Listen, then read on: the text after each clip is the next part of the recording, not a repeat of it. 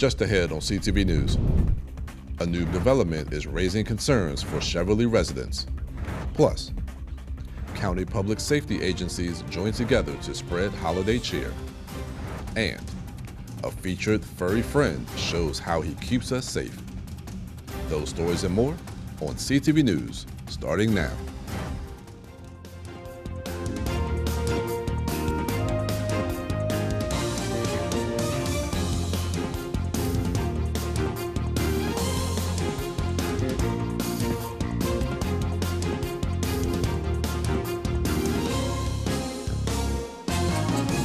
Good evening, this is CTV News for December 9th. I'm Michaela Newton. Thanks so much for joining us. Well, after a nationwide manhunt, New York police have arrested a suspect in the killing of United Healthcare CEO Brian Thompson. 26-year-old Luigi Mangiani was born and raised in Maryland, graduating at the top of his class from Gilman Prep School in Baltimore. Police have been searching for the suspect since last Wednesday when Thompson was shot and killed in an ambush walking to a Manhattan hotel. Mangiani was seen at a McDonald's in Pennsylvania before his arrest, and police say the suspect used a ghost gun in Wednesday's shooting. The suspect is the cousin of Maryland House Delegate Nino Mangiani, his office confirmed today. Now, the suspect's parents also own two country clubs in Hunt Valley and Ellicott City. And in other news, a vigil was held Saturday night to honor Cornelius McDonald, the Prince George's County community activist who was tragically shot and killed outside a restaurant last week. Now, loved ones and supporters gathered to remember his life and continue his mission.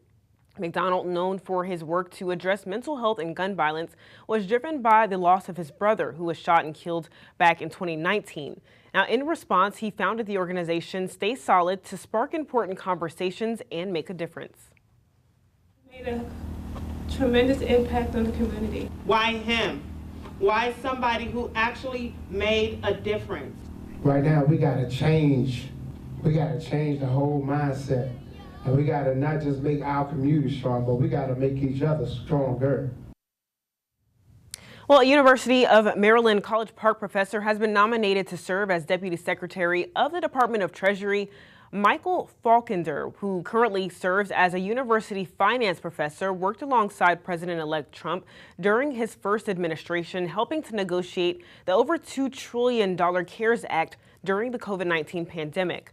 Now, Trump posted on his Truth Social account that Falkender is a, quote, distinguished economist and policy practitioner who will drive our America First agenda. And Governor Wes Moore announced a leadership change in his administration, with Jeremy Baker taking over as Chief Legislative Officer following Eric Luedtke's new role as Senior Policy Advisor. Now, Baker, who's currently Chief of Staff to Maryland House Speaker Adrian Jones, will officially step into the role on December 11th. And Baker brings years of experience, having worked in the Speaker's office since 2008 and has held various key roles in both local government and the Maryland General Assembly. And a battle is brewing over who will control the site of the former Prince George's Hospital site. Byron Scott has our story. It was January of this year when Governor Wes Moore toured the site of the former Prince George's Hospital and talked of Cheverly's plans to annex and redevelop the land. It's not just about economic development. This is community building. But today, the town of Bladensburg has announced it wants to annex the property.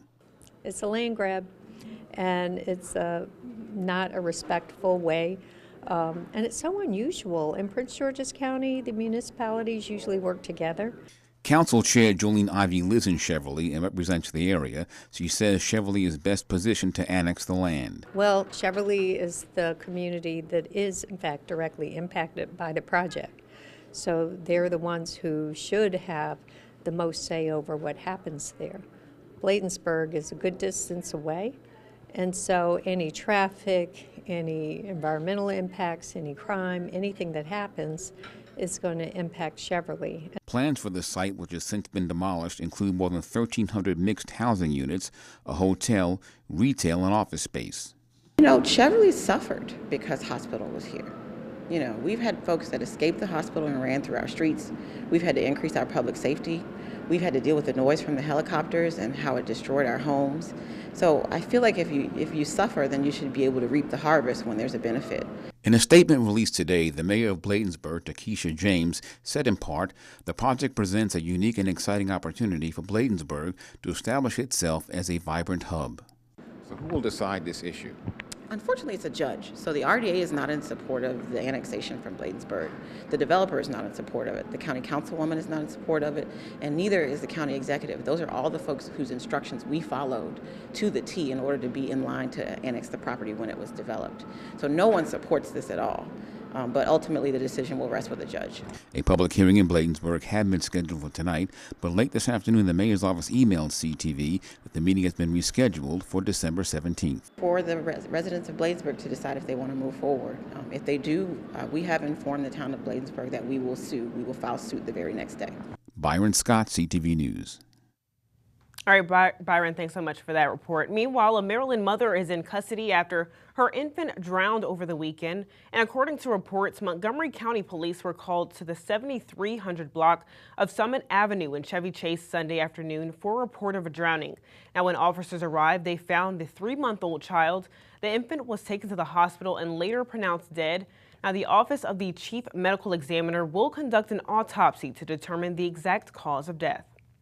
And a Baltimore man is found guilty for a murder of a grandmother from El Salvador last year. Troy Medley was convicted of second-degree murder and first-degree assault of 62-year-old Lydia Chencio de Carrillo. Investigation shows that the woman was sitting in a vehicle with her granddaughter when Medley fired 5 shots, hitting her in the back. Now, State's Attorney Aisha Braveboy argued that in the case that Medley, quote, wanted to kill that night and didn't care who he killed. Braveboy's team says witness testimonies, videos, pictures, and scientific evidence was used to prove his guilt. And the holiday season is in full swing, but before you head to the airport to catch your flight, make sure there are no firearms or in your carry-on bag. Reagan National Airport is set to break the record for the number of firearms caught at its security checkpoints. Just last week, 2 more weapons were caught by TSA officers in carry-on bags. This marks a total of 38 firearms spotted at security checkpoints this year. Now, TSA warns flyers that a hefty fine and/or charges could be the penalty if caught. And you're watching CTV News. I'm Michaela Newton. Still to come, the holidays can leave some feeling a little down, especially for those who don't have a home. But today, families staying in a local shelter were treated to a warm holiday meal thanks to a county council member. We'll have that story and more after the break. Well, I'm looking good. Thank you. Just became a real ID. What's the plan? Impromptu road trip? Actually, the plan is to fly to New York for today's product launch, and then visit the family in California and cap it off with a girls' weekend in New Orleans. You really can just do all that. Sure, I'm a real ID, so I'm good to board any domestic flight. Speaking of which, gotta fly. Nice. Enjoy. I'll be here. Be your real ID self by May 7th, 2025. Find out how at tsa.gov/realid. Welcome back. The holiday travel is in full swing with the TSA reporting this past Thanksgiving to be the busiest ever. Now, those flights went smoothly, partly thanks to certain furry staff. Mariah Jalad reports from BWI Airport with the pod personnel. Here, come on, buddy. So this is Argo. What's up, buddy? For 16 weeks, Argo and his handler Jonathan were trained to work together to detect explosives. Argo works for the TSA and is specially trained to pick up the scent of explosives on passengers and objects. When people are walking around, they'll leave a wake of odor behind them, kind of like a boat leaves a wake in the water. So when Argo's working, he'll go into that wake and smell the odor. Argo and Jonathan have worked together for 7 years, and in addition to working at BWI Airport, they've provided support for 2 Super Bowls and other high-volume events. Argo sniffs for the explosive scents he's been trained on and gives Jonathan signs when they're detected. Usually he'll give a change of behavior, whether it's extra sniffing, he'll dig in to follow the person. A lot of times he'll wag his tail. Oh boy. Good job, Argo. His reward is his favorite toy. As airports fill with travelers for the busy holiday season, the duo is well prepared. Usually stress-free, and we've been at this for a while, so it's usually not as, I mean, sometimes it's for longer days or extra days, but he loves working, so he's great at handling it. When he's not working, Argo behaves like most other dogs. He loves sleeping and taking naps. He has his moments when it's, when he's getting fed, he'll get excited.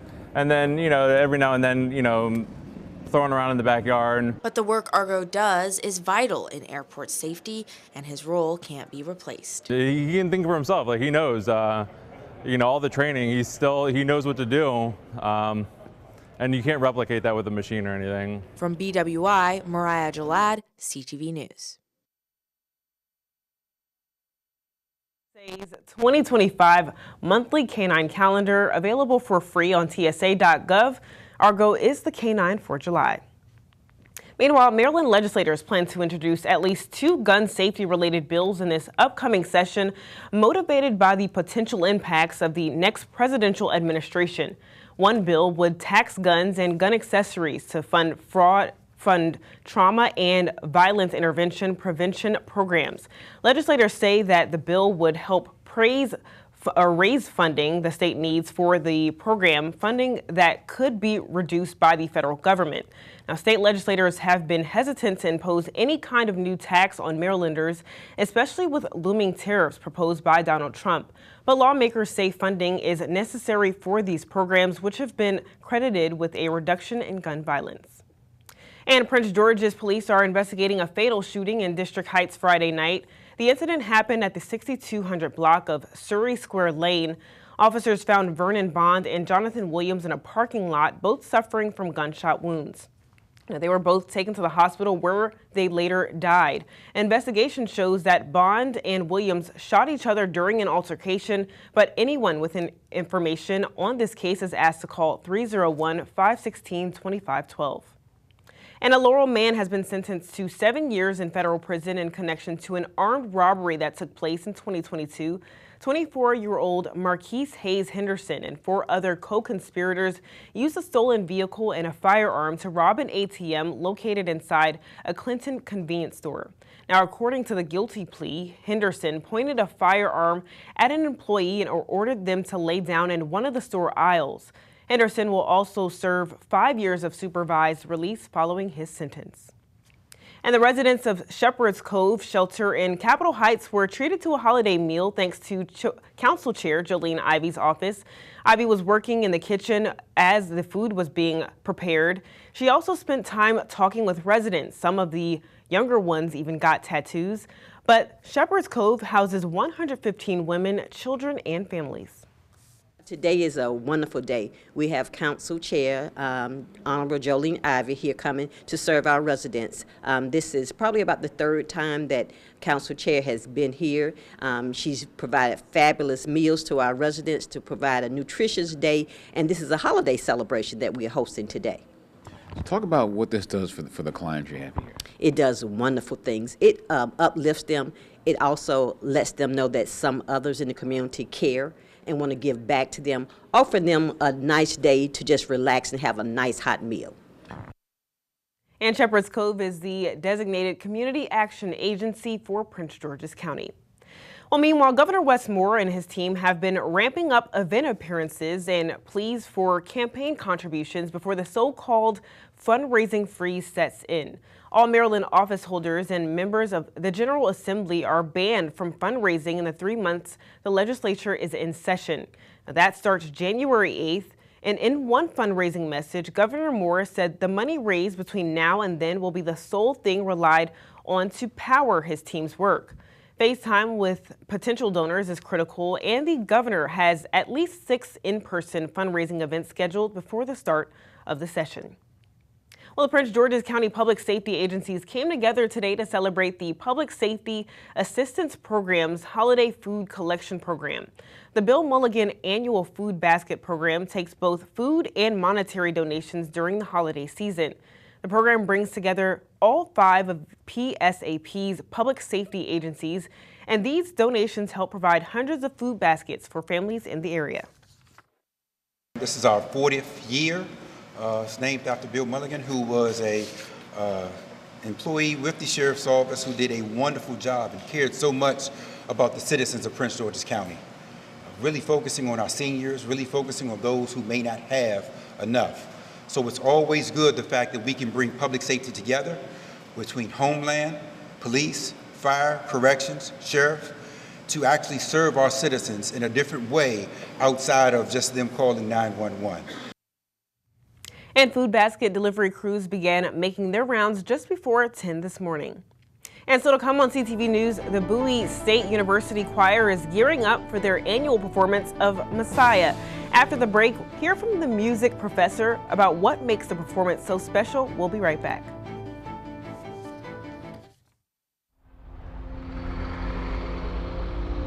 The doctor said I only had a 29% chance to find you. But I knew you were out there.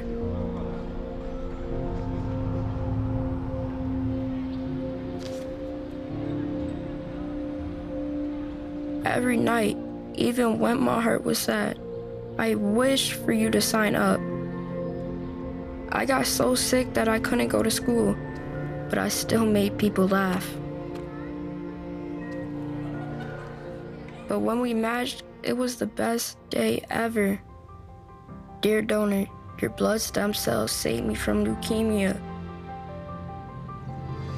Thank you forever and ever and ever. Sincerely, Owen.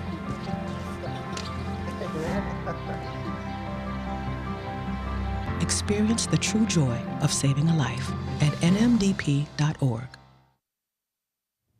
Some state school superintendents are saying the blueprint for Maryland's future education reform plan needs adjustments, especially as the state faces a fiscal crisis. In a letter dated November 27th, the Public School Superintendents Association of Maryland is asking to work with Governor Wes Moore's administration on possible changes. The group, which includes superintendents from Baltimore, Calvert, Cecil, Charles, and Washington counties, is preparing to release new recommendations this week. And a federal judge ruled Friday that the U.S. Naval Academy can continue considering race in its admissions process. The judge determined that factors like military cohesion and national security mean the academy doesn't need to follow the same rules as civilian universities. During a trial in September, the academy argued that diversity strengthens the military and enhances its effectiveness.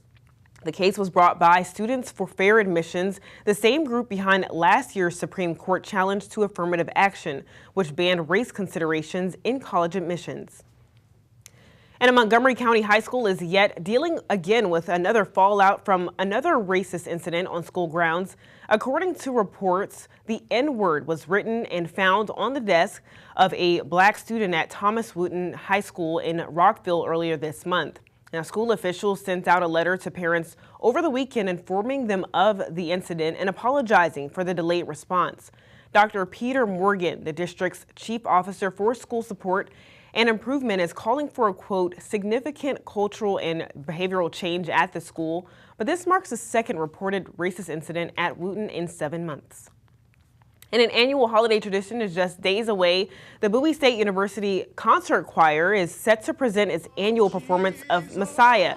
Take a look at your screen. This is a video from last year's show. And what always makes the performance so special is that the community is invited to take part in the concert. And so each year the program has built and grown, and it's kind of transitioned into, I call it Messiah musing. So it's not the traditional, as I say, it's not your grandmother's traditional Handel's Messiah. We're gonna sprinkle in a jazz song here or there, a holiday song here or there. We've had community choirs to join our concert choir. Last year we brought a children and youth chorus of 105 students from middle school, elementary, and some high school from all across Prince George's and some of Montgomery County. This year we were actually making it about 150 children in the chorus. And they're doing, so each year is kind of something different. The curtain goes up on Messiah on Wednesday, December 11th at 7 p.m. at Bowie State's Fine and Performing Arts Center. But for more information and tickets, go to bowiestate.edu and enter Messiah in the search bar. And a city right here in Maryland lands on a list of best Christmas towns across America. Annapolis ranked 15 on Travel and Leisure's 25 best Christmas towns in the U.S. list. The publication highlights that during the holiday season, boats along the Chesapeake Bay are decorated with Christmas lights. And what also landed Annapolis on the list this year is the city's festive shopping experience called Midnight Madness. During the first 2 Thursdays of December, shops in downtown Annapolis will be open from 4 p.m. until midnight for visitors to stop by and shop at local businesses. And good news for the economy. The U.S. added 227,000 jobs in November compared to October job gain of 36,000. This is considered a solid recovery. 22,000 of the jobs that factories gained in November were boosted by the end of strikes at Boeing and elsewhere that restored many workers to their employers' payroll. Healthcare, hospitality, and government accounted for 70% of the added jobs. And Simon Buggs is here with our Monday sports page. What do you have for us today? Well, Michaela, it was a great weekend for high school football. I have some great highlights in store for today. Stay right there, sports fans, because I have a recap for you on the state championship football game that was played over the weekend between Wise and Quince Orchard. Who come out in this highly anticipated matchup? You'll find out on the other side of the break. Stay tuned. Income can mean making tough choices. Choosing between paying for food or medication or a place to live is a reality for many people.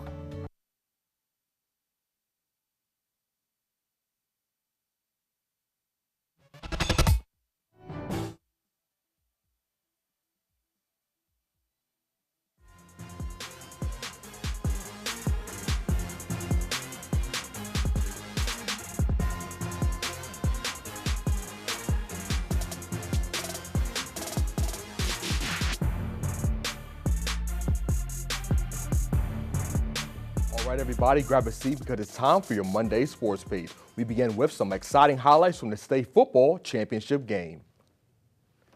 The Wise High School football squad looked to take home their second straight state championship this past weekend when they took the field against Quince Orchard.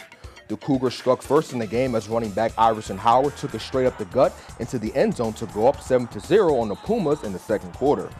And the Cougars defense made it hard on the Pumas as the offense had a tough time making the explosive plays we're used to seeing from them. But Wise's defense was able to come up with some stops too over the course of the matchup, like middle linebacker Tyvon Callaway-Tallish ripping the ball free for a fumble that was recovered by DN John Paul Methodius. But soon after that, Quince Orchard offense began to get on the roll again with plays like this big run from wide receiver Mason Mizer. And with bodies flying everywhere, the Cougars were able to punch one in again for the second touchdown of the night, thanks to Trayvon Jackson running it in to go up 14-0 on Wise in the third. Now in the fourth quarter, the Pumas offense finally began to show some life as running back Cameron Parker would not be stopped as he ran the ball in for a Pumas touchdown. And Wise was now within striking distance, only down 14-0. But Quince Orchard responded back with a touchdown of their own as Howard ran it in for another Cougars TD to make it a 21-7 lead over Wise. And not too long after that, QB Eric West found Elijah Pedro wide open for a 37-yard tug. The Pumas did miss their field goal afterwards and were now down 21-13. The Cougars kicked the field goal to seal the deal as they won the state title, taking down Wise 24-13. CTV Sports caught up with Pumas head coach Steve Rapp after the game, and he reflected on the loss. Sometimes, you shoot the dice, and sometimes you hit 7. And sometimes you shoot the dice and you crap out, man. But my guys, they didn't give up, right? Kept fighting, man, and we were just trying to basically turn something into nothing. And just didn't fall our way tonight, man. It seemed like every time it got to the gray, right, it went their way. And like I said, it takes a little luck, it takes the ball to bounce your way sometimes.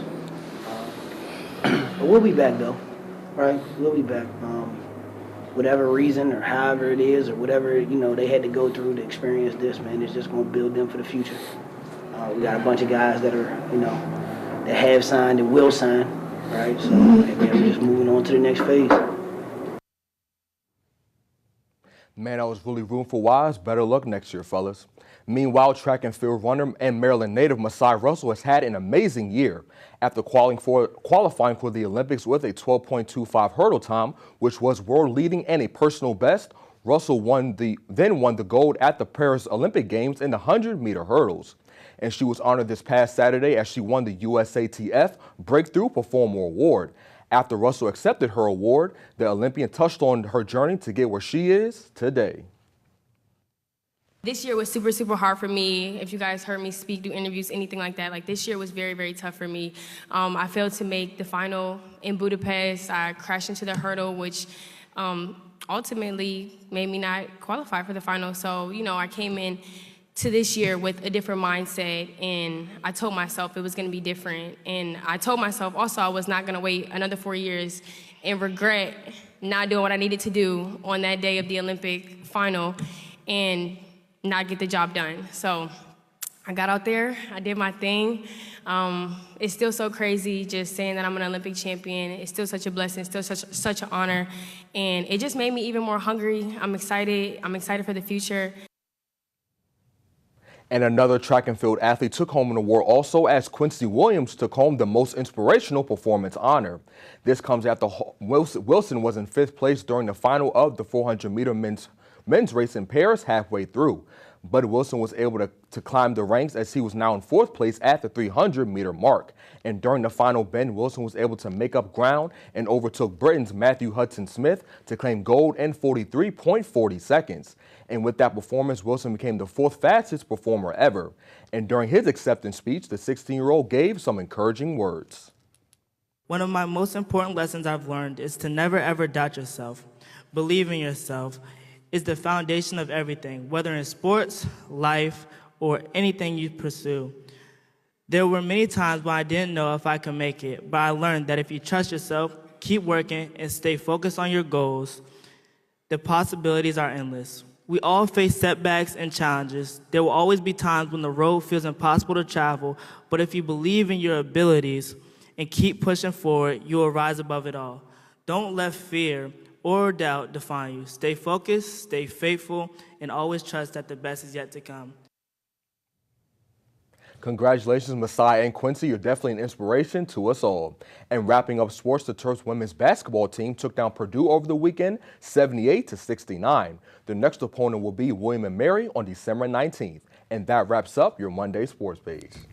All right, Simon, let's go back to Wise. So why do you think that Wise weren't able to repeat on Friday? Well, two things, Michaela. One, injuries. They lost a couple players going into the game, and during the game, they lost their star running back and star linebacker to Carlos Young. He had an ankle injury, so that kind of sidelined them as well. Their offense really wasn't the same after that injury, and also penalties as well. This team just couldn't get out of the way of themselves. From personal fouls to holding, they just had penalties the whole way through, which kind of messed up their offensive flow. They got it back a little bit in the second half as I showed, but it was just too little too late. So hopefully Wise can make another one next year, and hopefully you come out on top this time around. Absolutely. All right, Simon, thanks so much. No problem. All right, let's get a look at our 3-day weather forecast tonight. There will be some fog on the road, so make sure you drive safe out there. Tomorrow it'll be 62 degrees, and we have a chance of fog and rain throughout the day. Wednesday, we have a high of 63, but keep those umbrellas handy. We have a 100% chance of rain during the day. Thursday is going to be sunny with a high of 38 and a low of 22. And for our community calendar, this Thursday, the Public Playhouse presents Motown and more at the holidays. The soul-stirring melodies of iconic artists like The Temptations, Stevie Wonder, Nat King Cole, and the Jackson 5 are guaranteed to get you swaying in your seat and singing along with the Bryn Core All-Stars. Showtime starts at 11 a.m., but for more tickets and information, contact 301-277-1710. That's all the time that we have on CTV News. Thanks so much for joining us. We'll see you again tomorrow. Good night, everybody.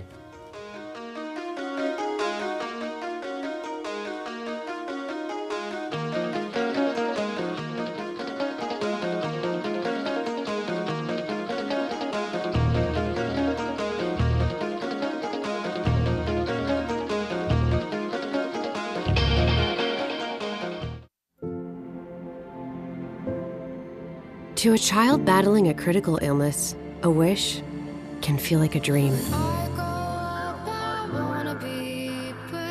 But with your help, it isn't out of reach. Wishes are an important part of medical treatment. A chance for kids to see themselves stronger, braver,